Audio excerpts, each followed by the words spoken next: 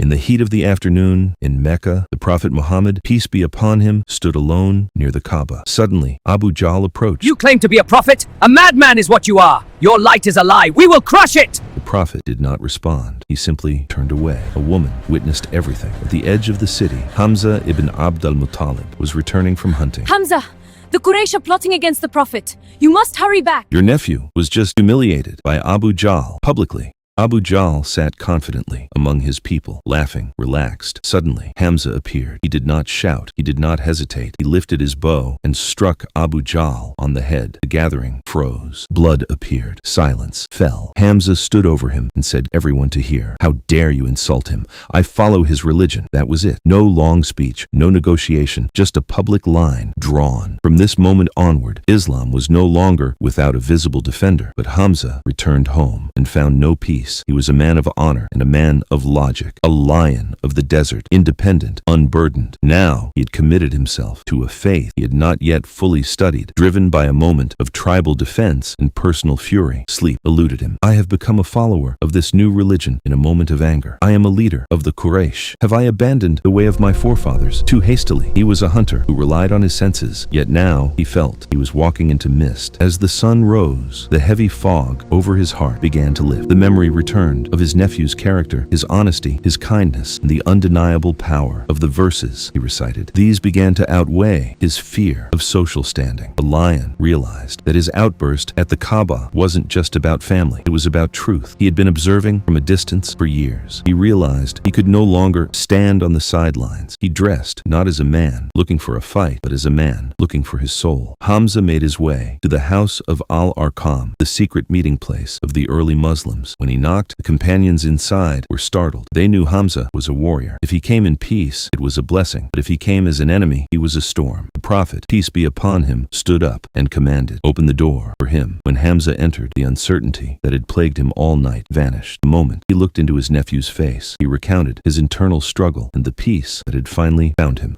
Right then and there, in the quiet company of the persecuted believers, the lion lowered his head and took his formal shahada. From that moment on, Hamza was no longer just a protector of his kin. He was a pillar of the faith. He walked back out into the streets of Mecca, but he did not hide. The Quraysh noticed the change immediately. Before, Hamza was a man you avoided because of his strength. Now, he was a man you avoided because he carried the conviction of a believer. The mocking whispers of the leaders silenced when he passed. The Lion of Allah had finally found his cause. The history of Islam had found its greatest champion.